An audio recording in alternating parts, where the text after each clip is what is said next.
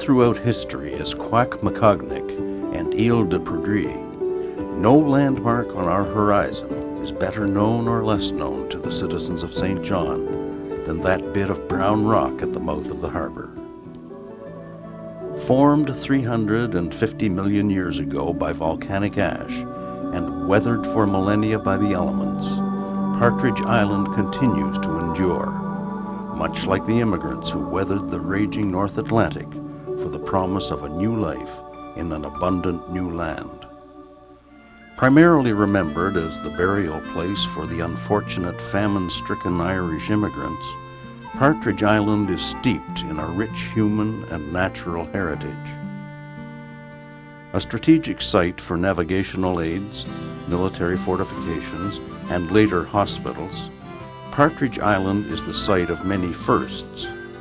These include New Brunswick's first lighthouse, first casting its beam in 1791, New Brunswick's first radio station, receiving its initial message in 1905, the world's first steam fog whistle, bellowing its warning in 1859, St. John's principal military fortification standing guard from 1800 to 1947, North America's first quarantine station, established in 1785, and St. John's earliest tourism development project, identified in 1866.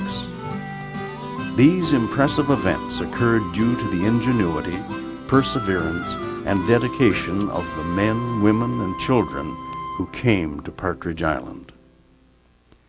Today, navigational aids include such high technology as global positioning satellites orbiting the Earth. In 1791, Captain Samuel Duffy struggled with heavy barrels of whale oil from the rocky shores to fuel the light tower at the top of the wooded hill.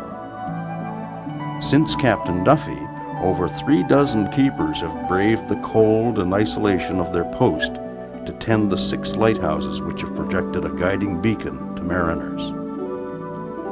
St. John and the Bay of Fundy are as well known for dense fog as they are for high tides. Robert Fowlis's solution to the navigational hazards of fog was to invent a steam fog whistle. The first of its kind was built on Partridge Island in 1859. At the turn of the century, communications between ships and light stations developed from signal flags to radio signals. In 1906, New Brunswick's first radio telephone communications was established between St. John and Partridge Island. The military also used this station. St. John's only military site used during all wars of the 19th and 20th centuries was Partridge Island. The first military signal station relayed by flags information from incoming ships. The War of 1812 between the United States and England saw the establishment of a 9-gun battery around the lighthouse. This battery is the oldest existing military site in St. John. During both World Wars, over 4,000 soldiers trained on the island. Gunner John McKay recalls his Partridge Island experience. I can remember a bitter November night doing sentry duty at the gun park. The wind drifting and blowing snow over the graves of the cholera victims, etching the mounds of earth in black and white. And when Jim Ennis's big white horse broke through the trees, I almost joined the immigrants with fright. World War II permanently scarred the island's surface. Because St. John was a primary target, several military structures were built, including several underground structures, concrete gun and searchlight emplacements, and 2 observation posts.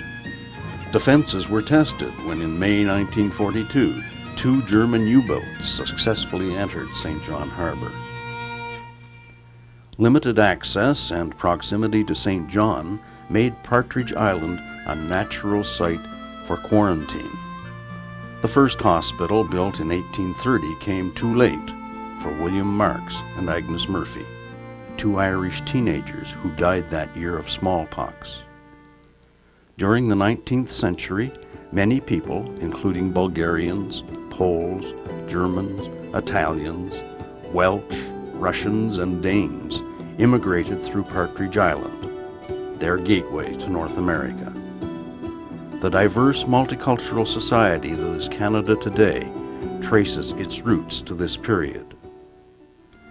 The Irish potato famine of the mid-1840s shaped our view of quarantine on Partridge Island. During the famine period, over 30,000 Irish landed in New Brunswick.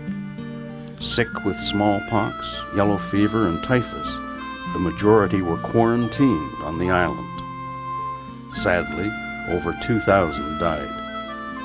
In 1927, a Celtic cross was erected to their memory. The turn of the century witnessed vast improvements in immigration technology.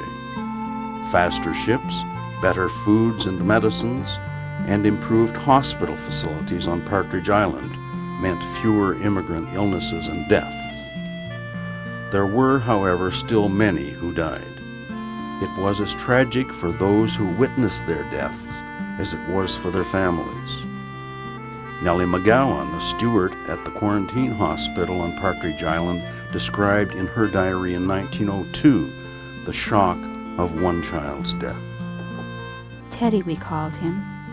He was 2 years old and made the fourth his poor mother and father had lost. Bessie had to support the poor mother, who sobbed broken-heartedly over the little coffin. The grave had water in it, and it seemed dreadful to put the poor little thing in such a cold, wet hole. The thud of falling earth on the coffin lid is a gruesome sound, and there were not any dry eyes amongst us.